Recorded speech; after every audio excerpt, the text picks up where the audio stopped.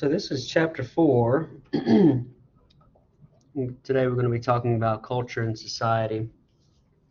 Some of the things we're going to be discussing are the differences between terms like society, culture, and cultural universals. A lot of times the words society and culture are used interchangeably, but they do mean different things. We'll take a look at some different types of cultural perceptions, various elements of culture, and then we're going to break it down and talk about some different types of cultural structures. So society, the first thing I want you to think about when you see the word society are going to be people. These are going to be the actual people that are living in a certain geographical area. They're living geographically around each other, and they share a common culture with each other. So those people who live in central Arkansas, a lot of times they'll share a common cultural element. You go to different parts of the country, different parts of the world, the people who make up that state, that region, that area, these are going to be the actual people. So what they share are going to be those cultural elements, characteristics and knowledge shared by those people that make up the society. The language they speak, the technology they have, the laws that they abide by, the religion or the political practices that they have.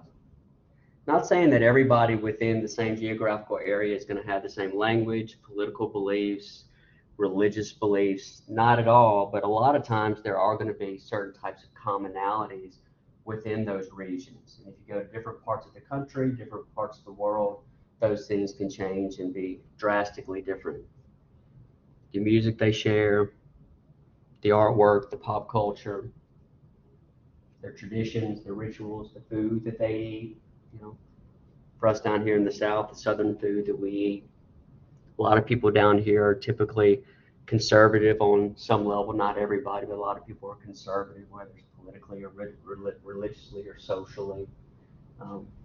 So these are going to be the cultural elements of those that those people share. Cultural universals are things that you universally see around the world. These are common things that you'll find in every society around the world. Even though there may be differences between them, they are universally seen. They are cross-cultural around the world. Everybody needs food. Everybody needs water. Everybody has some form of clothing, shelter.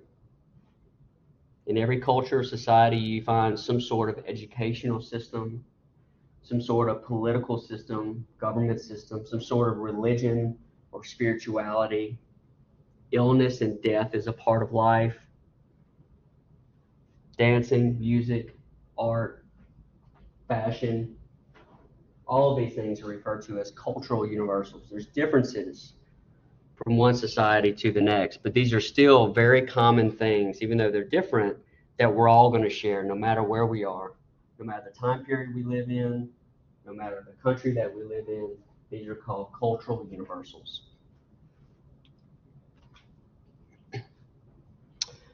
Next thing we'll talk about are called cultural perceptions, the way we perceive other cultures.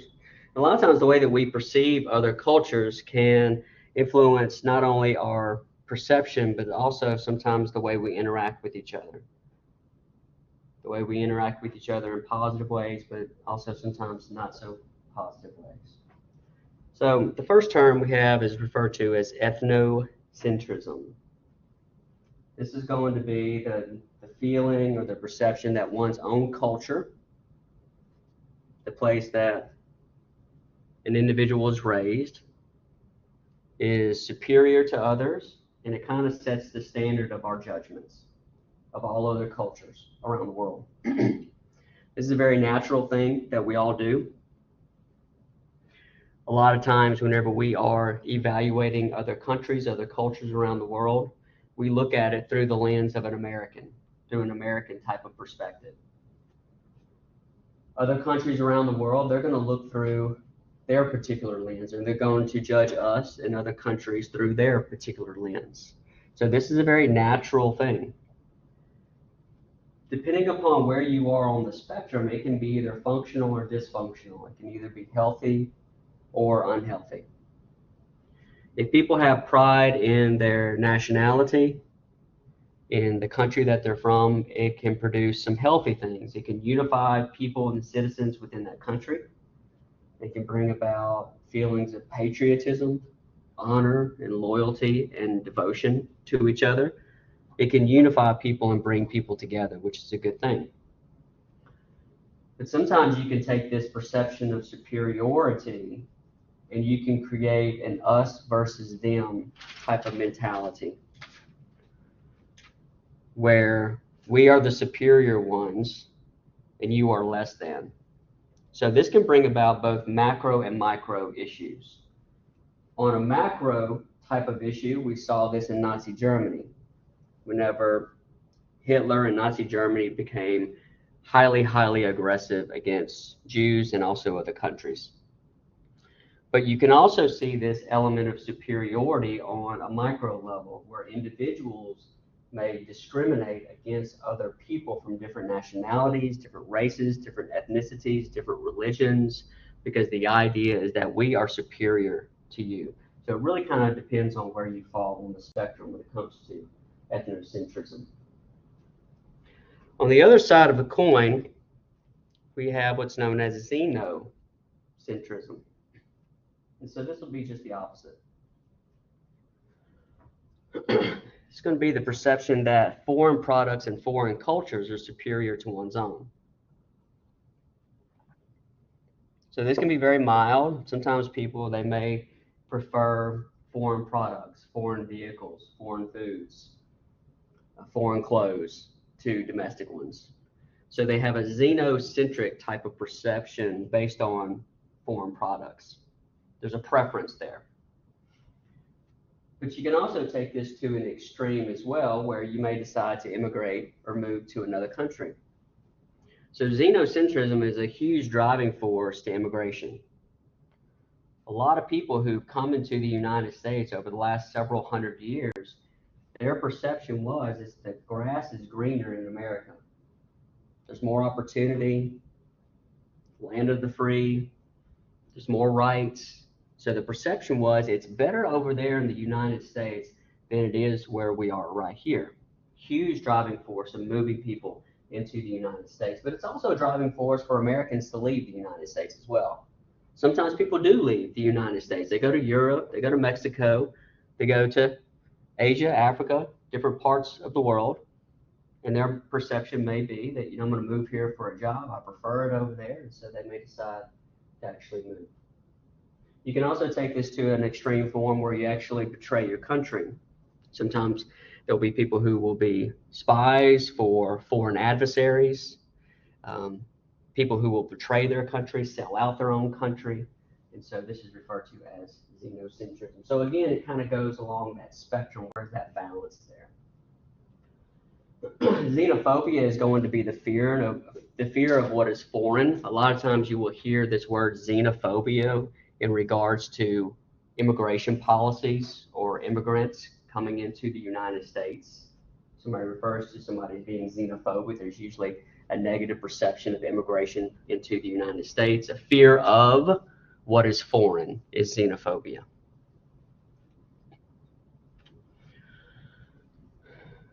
The next term is called cultural relativism. And this is the belief or the perception that we need to try to avoid judging other countries or lifestyles based on our own American type of lens and try to be open to understanding the way they live, their beliefs, their laws, their traditions from their own cultural perspective. The cultural is relative. It means different things to different people. And just because we have a particular American lens or whatever our nationality is doesn't mean that ours is necessarily better than somebody else's. It's just different. It's just different. So it kind of promotes open-mindedness. Again, it doesn't say that everything is okay, that everything is relative, that what a foreign country does is absolutely morally and ethically okay. It's not saying that at all. It just asks us to try to have an open lens to try to understand things from their cultural perspective. The laws that they abide by, their traditions, their food, even if it seems unusual or weird. This is called cultural relativism. And a lot of times sociologists will advocate for this. Seems a little bit more balanced. So let's move into what's known as elements of culture. What's interesting about these elements here is that you will find these cross-culturally around the world, but they're still going to be different from each other. So you find this pretty much everywhere that you go. So one element or aspect of culture is called symbols. And the other day we were talking about symbolic interactionism, that micro level theory, and how we use symbols to communicate with each other. So symbols are used to represent something else, but they're also arbitrary, which means they mean different things to different people. We cannot assume from our own perspective that all symbols mean the same thing to us as other countries. I gave the example the other day of the American flag. Obviously, the symbol of the American flag means something different to us than other people. But also sometimes as times move by, symbols change, they morph.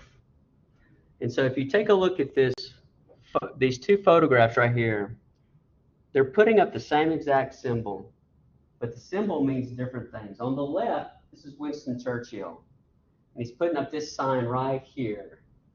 Does anybody have an idea of what the symbol meant to him whenever he put it up? And I'll give you a hint. It was right after World War II. And it wasn't peace. That came later through the hippie movement. See, this is my point. This symbol has changed. To us, when we see this, it is peace. But it stood for V. What do you think the V stood for? Victory. There you go. V for victory. So after World War II, whenever people put this sign up, that's what they meant. V for victory, winning World War II. And so as we move from the 40s up into the 1960s, the hippie movement, they took it over. They changed it. They changed it to peace. Most Americans today, when they see that, that's exactly what it means. So yeah. What a difference. I mean, hippies are all about ending wars. Very different. Very different. That's why we have to be careful, especially when you're serving in the military. Anytime that we were being deployed, we had to go through some training to try to teach us to be very mindful of what we're doing culturally, whether it's eye contact, shaking hands, the symbols we use, the way that we're sitting, who we are addressing, who we are not addressing, the way we do it, because to us it may seem very normal. To these people, it can be highly insulting. So you have to be very careful of that. Or even mission work. A lot of people do mission work around the world. So it's always good to kind of educate yourself. Sometimes even going on vacation. If you go on vacation to a possibly hostile environment that may not be the closest to the United States, not a close ally, you got to be really careful what you do and what you say in those countries. Stark difference. So those are symbols. The next element of culture we have is language. So obviously from a very young age, even before we're 1 year old, we start to kind of pick up, we're listening to a verbal language, our national language, the language that we're raised in. We start picking up little words, and we use these verbal words to communicate with each other, which helps us navigate through life. So we have a verbal language. As we get a little bit older, we move into school and we start to learn how to write that language, which allows us to communicate with each other even better. We learn how to read, we learn how to write and to communicate. So it allows us to kind of navigate through society. Another aspect we have is called body language, which also we learn culturally as well, not just our verbal language, our written language, but also body language. And body language is very different from one culture to the next as well. And this is not something we're born with. We have to learn what is considered quote unquote appropriate body language. These are referred to as those nonverbal communications. And honestly, the majority of our communications throughout our day is not verbal. Because if you think about it, we're constantly reading each other. We're reading each other's behavior, the way they're looking at us, the way they're standing, their tone of voice. We're constantly reading each other. So here in the United States, we have something that's called personal space, right? It's about 18 inches all the way around us. And this is not something that we're automatically born with. This is something that you actually have to teach children. And if you ever notice, parents, whenever they have small children, if their small children gets way too close to somebody right up in their face, because children don't understand boundaries. They don't get norms. They don't get those types of things. We as parents have to kind of teach them those things. And so if we ever notice that our little 2-year-old or 3-year-old child gets right up in somebody's face and you can tell it's making them uncomfortable, a lot of times we will talk to that child and say, why don't you move back a little bit, give them a little bit more space. And so as the years go by, the child starts to understand how to read body language and what is appropriate and inappropriate behavior in regards to our bodies and how we use them. But if you go to other countries and other cultures around the world, it's a sign of warmth and sincerity to be very close to somebody. Very common in Central and South America and the Middle East and other countries that whenever they're speaking to somebody, they are very close to their face. To us, as Americans, it's intimidating. It makes us feel very uncomfortable. Somebody gets in our face, we kind of move back a little bit because they've invaded our area. In other parts of the world, it's a sign of warmth and sincerity. And it's actually would be considered disrespectful to be too far away. So if a small child is in another country where it is socially acceptable to be close, then you would find the parent actually nudging the child forward. Don't be disrespectful. Get closer. Get closer. All right? So just like we learn body language, other countries learn body language as well, and they're going to be different from each other. Our verbal language is different. Our written language is different. Our nonverbal cues are different. We have to learn that culturally. Values. Now, these are also different on macro and micro levels as well. So we could probably all agree in here that there are certain American values, things that we hold to be important and worthwhile. Democracy, capitalism, the rights that we have. A lot of us would agree kind of on a macro level. And if you go to another country that's very different than the United States, then their macro level values may be very, very different. They may value communism or elements of socialism or not having as many rights as we do have in the United States. But if you also break it down on the micro level, there's probably a lot of value differences between each and every one of us in this small room. Our values on politics, religion, culture, family can be drastically different from each other. So values are going to be the things that you consider to be important and worthwhile to you. And a lot of times it does bring about kind of strong emotions, especially if anybody ever challenges your values. You may get in kind of a heated kind of debate with somebody, whether you're talking about hot button issues like religion, politics, abortion, sexuality, immigration, whatever it may be. Those kind of hot button types of issues. But I think what's important is if we ever are challenged based on our values, is to allow ourselves to be open enough to at least listen to their perspective. Because if we're doing more listening than talking, then there's probably a good chance that it's going to bring their guard down to probably try to listen to your perspective as well. So I kind of think it boils down to the way you're communicating. If you get aggressive and hostile because you feel like you're being attacked, well, then the other individual is obviously going to get very defensive very quick. And all of a sudden, to break down the communication, it's over. The walls are up, the communication is dead at that point. So these are values. Beliefs. There are similarities to beliefs and values, but your values are things that are important to you, psychologically, emotionally important to you. Your beliefs are things that you hold to be true and accurate. Again, it could fall in line with your religion, your politics, your cultural perspectives. Well, it's also important, since beliefs deals with facts and truth. One thing that I think is important also is that When it comes to our belief systems, I think it's important for us to be open to change them. I'm not saying we should change them, but if new information comes forward that challenges our belief system, to at least be open enough to look at it. Not saying we have to change anything, not saying we have to change anything at all, but to be open to look at it no matter how uncomfortable it is. And sometimes the evidence may be so strong that it may actually sway us to a different perspective. This is not a bad thing at all. It's not a bad thing. We kind of live in a very polarized society where people feel like they have to double down on every single little issue and don't want to hear anything, even if it's factual information. So I do believe when it comes to being an educated individual, as uncomfortable it is, at least being open to all aspects. Any questions so far? Comments? All right, so the next element of culture is going to be norms. And these are going to be drastically different, sometimes from one region of the country to the next. Laws will be different from one state to state, and then they're going to become really drastically different from one area of the world to the next. So norms are expectations of behavior in social situations, how you're expected to act in various social situations.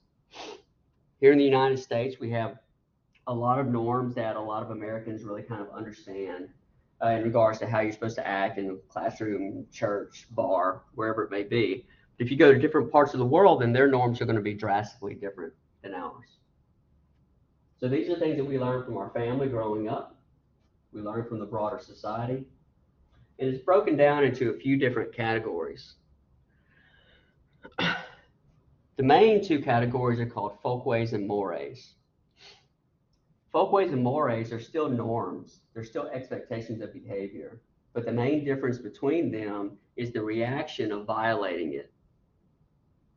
Once you violate a norm, that's referred to as deviance. Once you go outside what is considered the norm, you're deviating from the norm. That's why they refer to it as deviance. And a lot of times we think of deviance, we think of bad. Sociologically speaking, deviance is not bad. It's just outside the norm. So if you violate a folkway, then most likely you've done something that's considered socially inappropriate at the time. You know, if you are sitting at the dinner table and you have your elbows on the dinner table and you're smacking, you know, your parents may say something to you as a child. It's not the end of the world, but you're probably going to be corrected for it. If you say a cuss word and it kind of comes out at a really inappropriate time and you did not mean for it to happen at all, somebody may look at you sideways because of it. So you're kind of being punished a little bit. You're kind of going outside what is considered socially acceptable. Mores are different. There's a stronger expectation here.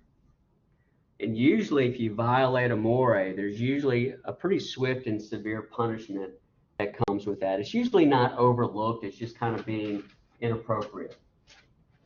So your 16-year-old son comes home 2 o'clock in the morning drunk. That's probably a serious problem and a serious issue if mom and dad find that out. You're probably not going to overlook that at all. They may allow him to go to bed and sleep it off, but there's probably going to be a severe and swift punishment because of that, or at least there should be. Taking the car keys away, grounding. My point is that when it comes to mores, these are things that are usually considered that if you violate this, we're not going to overlook it. We're going to address it firmly. We're going to address it quickly. Sometimes even employers will do this for their employees. If you have an employee that's constantly coming in late, not meeting their deadlines, most likely that is not going to be overlooked. Sometimes the expectation is so strong for a behavior that society will put it into law.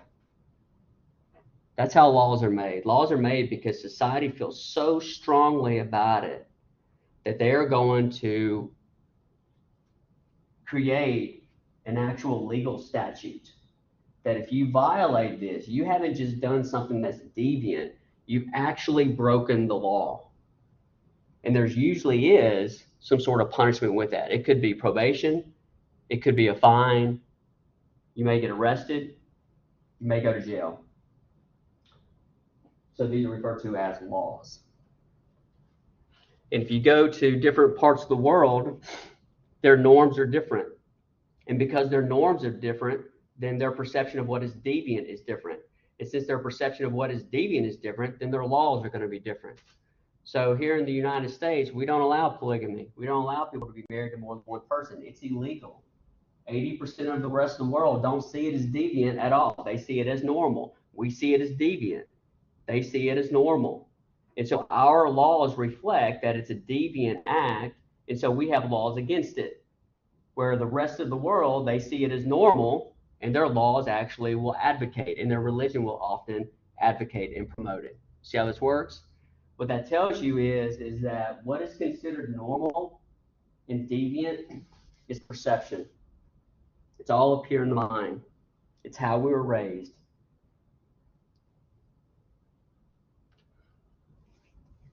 Next, we have technology and also cultural lag. So basically, depending upon the country that we live in, obviously the technology is going to be different from one country to the next. We have highly advanced technological societies like the United States. We have developing countries around the world, and we have third world underdeveloped countries. So the technology we have in our time period now here in the US is going to be different than other places around the world.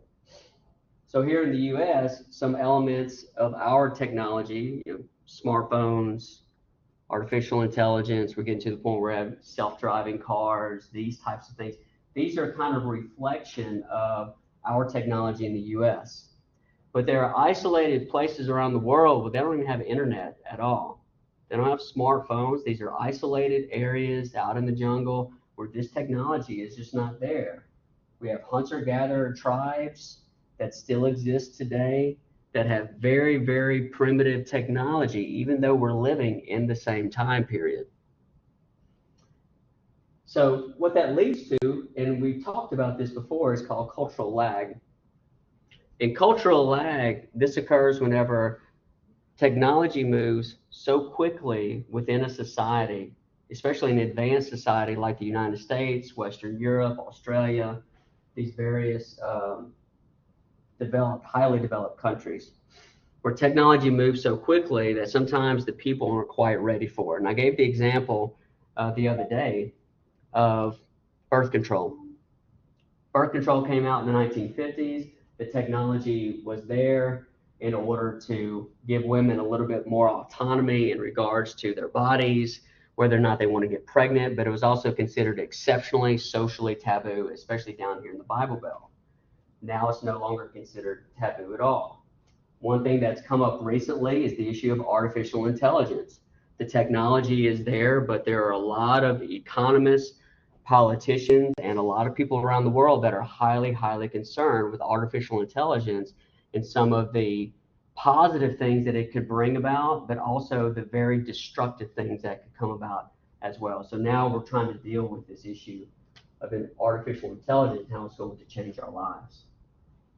So with that said, in a lot of underdeveloped countries, they're not going to be really experiencing cultural lag. In a lot of these third world countries where technology has been moving at a very, very slow pace, in hunter-gatherer tribes where their society and culture has been the same for hundreds and hundreds of years, they're really not going to be experiencing this cultural lag because things have been the same for so long.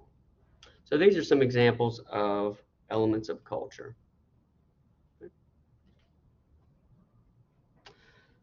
Let's take a look at some cultural structures.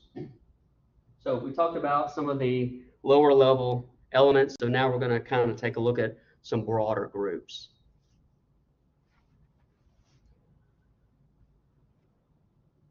One cultural structure is called high culture. And this is going to be the culture of the wealthy and the affluent. Now, one thing that is notable to say is that just because somebody or a family has a lot of money does not mean that they are part of high culture. We have a lot of very wealthy families here in central Arkansas that own a lot of land. They're millionaires. They're very affluent families. They're very respected families. But that does not mean that they are part of high culture. High culture does include people of wealth, but it's also a perception. It's also a type of lifestyle. So people who live on, in regards to high culture, they may be high-level celebrities, people that are born and raised in wealth, in luxury, in prosperity. A lot of times we may think of the Hiltons, we may think of the Trumps, we may think of the Waltons. There's just kind of this aura of a higher level of culture in regards to where they vacation, the food they eat, but probably importantly also the kind of schools that they go to, the private universities, the people that they rub shoulders with, the connections that they've got, the high level families that they know around the world, the politicians that they rub shoulders with, that open up doors and opportunities to them. Learning and following the rules of social etiquette in high society is also expected. So there's definitely a lot of do's and don'ts in regards to raising your children in higher society compared to what, say, a middle class family would expose their kids to. It's just going to be a different cultural type of expectation.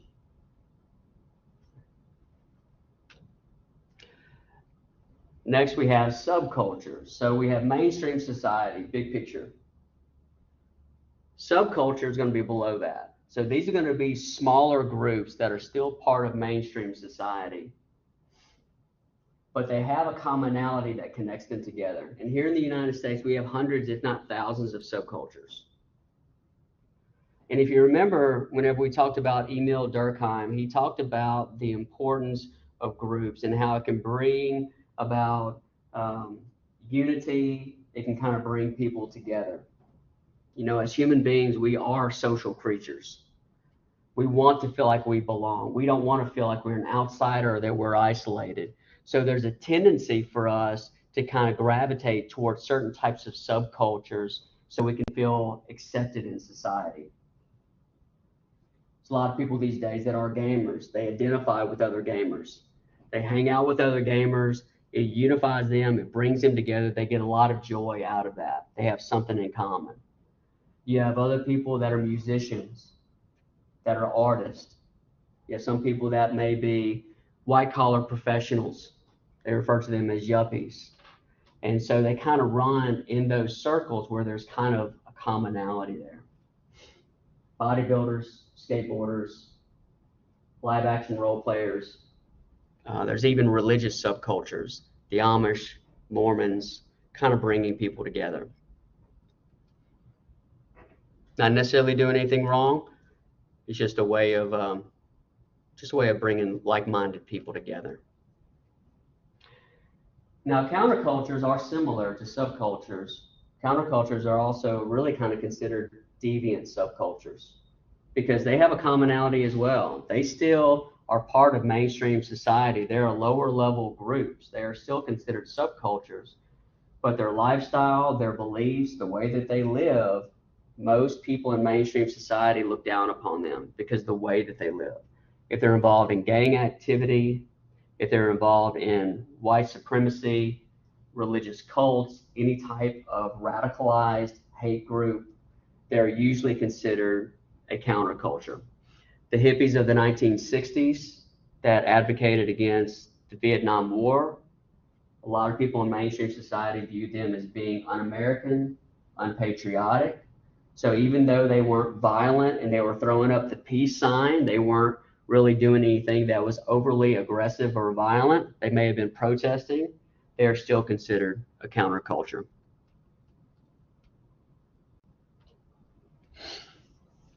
Next thing we have are known as pop culture, popular culture. Huge driving force in American culture. Europe as well.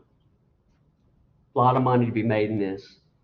Social media, Amazon Prime, Netflix, movies, anything that is popular and fashionable, uh, music, literature, anything on any level that is popular and fashionable that kind of has wide spreading tentacles around the nation, around the world, is going to fall under pop culture. And it's a big, big moneymaker because it's part of our entertainment system. Um, it's encroaching, which means that it spreads very easily. Anything that's hip and popular spreads very quickly. One of the main ways it does this is going to be through social media and through the internet. We're more interconnected than we ever have before. So anything that is popular, fashionable, marketable, whether we're talking about TikTok, YouTube, whatever it may be, it's going to have widespreading effects around the world. Coca-Cola, Walmart, a lot of times you go to different parts of the world and you will see certain things that we see here in the US, you'll find it in China, you'll find it in parts of Africa. Coca-Cola, Pepsi, Adidas, Nike, these are all elements of pop culture. And this is where it leads us to folk culture. There's a lot of good things about pop culture. It entertains us, it's a moneymaker, but the problem with pop culture is that since it geographically spreads so easily and it is such a moneymaker, it can actually start to encroach on other cultures and civilizations and start to slowly erode them away. Okay, so folk culture are going to be smaller groups geographically. These are going to be smaller groups that are trying to hold on to their cultural distinctiveness. They're trying to hold on to the type of clothes that they make and wear, the houses that they build, the technology that they use, the stories that they tell, the folklore that they pass from one generation to the next, the music that they create that is so unique to that particular isolated group, the artwork that they make. So it's very unique, it's very different. And a lot of times, the only way that you know what these groups believe in or their art or their music is if you are actually part of that very small, isolated group. In a lot of these groups, especially in Native American culture, they are working very hard and diligently to try to prevent pop culture from really kind of encroaching and kind of moving in on their territory, especially when it comes to the younger generation. Because a lot of times the younger generation, they want to be part of what is hip, what is new, and what is fashionable. And that's fine. But what happens over time is if pop culture starts to encroach upon a smaller group, and if it infiltrates it generationally, what will happen is as the old generation starts to die out, then the folklore dies, the food dies, the kind of clothes that they make starts to die out, and everything starts to become Americanized. Everything becomes part of pop culture. So that's why a lot of times when it comes to these groups, there's resistance. They're trying to push back. They're working so hard in raising their kids and their grandkids to hold on to some of the old ways because they know that if they allow it to die out, it's pretty much gone. And that's exactly what has happened in South Louisiana. In South Louisiana, whenever I was growing up, the only people who spoke Cajun French were elderly people. I used to listen to my grandparents. They would have friends over. And I was a little boy, and I would listen to them in the living room, and they would be speaking Cajun French to each other.